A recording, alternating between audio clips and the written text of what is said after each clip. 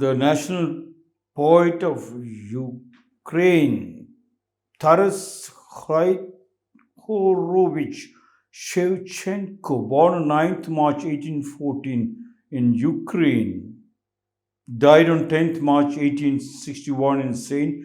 Petersburg in Russia, also known as Kabsar Taras, or simply Kabsar, was a Ukrainian poet, writer, artist, public and political figure, as well as folklorist and ethnographer.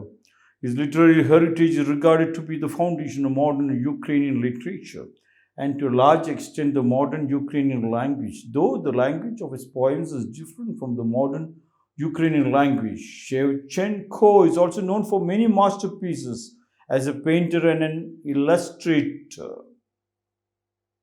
Kabsar Taras said, "All has gone to rest, and I don't know whether I'm alive or will live, or whether I'm rushing like this through the world, for I am no longer weeping or laughing."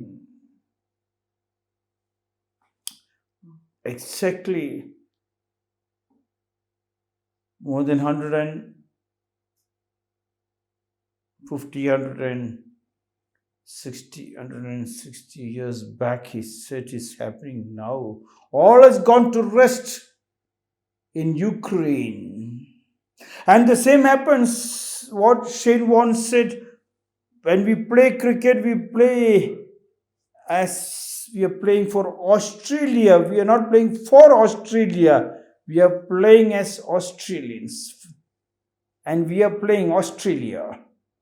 And because we played, we had the focus of the total country with us. We knew we were not one, but we have taken the total energy of the whole of Australia, and when we batted, it was first class. And here, Kabsar Taras felt all has gone to rest, in the sense everybody has become a nucleus family in Ukraine. Everybody became so selfish, they were not together. And I don't know whether I'm alive or will live, or whether I'm rushing like this through the world. He said, when I means, he meant that everybody, the people are neither this side or that side. Everybody shouting and barking at each other. And the leaders have taken them for a ride. When the moment they came to know, people started living in pigeonholes and don't talk to each other, start shouting and fighting for smallest thing, they won the battle. But when the war came, suddenly the war came, the leaders never discussed with the total people. If they discussed with the total people, I think we could have avoided war. Just sitting, discussing is enough. All have gone to rest, and I don't know whether I am alive or will live. When everybody is resting, in the sense nobody is bothered and there's no energy. What kind of discussion can a wife have with a husband when he comes back from the office? He's dead, he's resting. That discussion helps the family to live life with energy, to avoid diseases. A discussion could have avoided a war. If the total country have decided, in my school, in Rakumjee school, yes, everything has been discussed. And we know a smallest pain, a smallest sewage is blocked, or the water is not flowing into the tap, or the electricity is not working, then it is confusion, pain, suffering, and we know the diseases can spread within a week's time. We have to stop it. And in such a situation, when you allow a neighboring warlord or whoever it is to attack you, you have not discussed. If you have discussed who is attacking, you allowed because of your selfishness. Kabsar Taras said, all has gone to rest, and I don't know whether I'm alive or will live. Yes, nobody knows. Now look at the situation. They created refugee problems around the world. Of course, that was a strategy for all the uh, great empires. When they don't get slaves, create a war, provoke somebody to attack somebody. So they get the rich, they provoke the rich, the big country, so they can block in the name of sanctions and rob their money.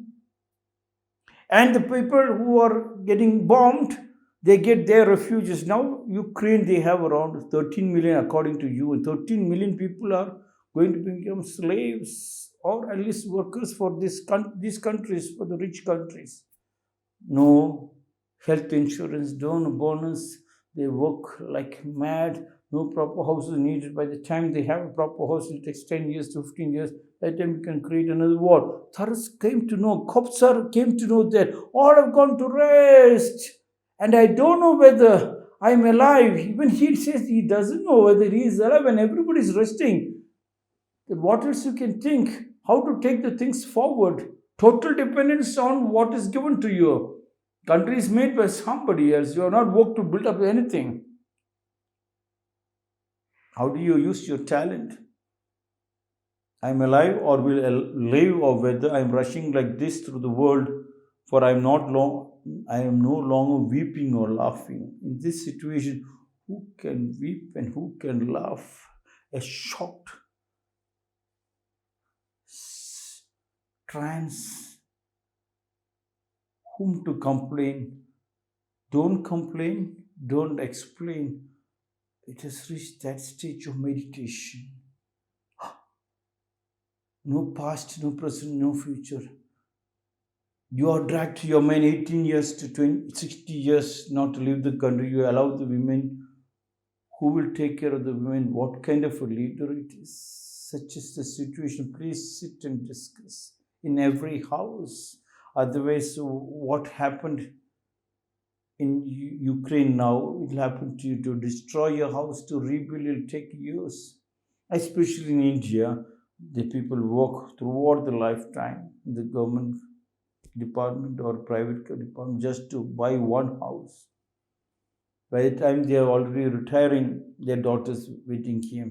They spend all the money, sell the house and get the child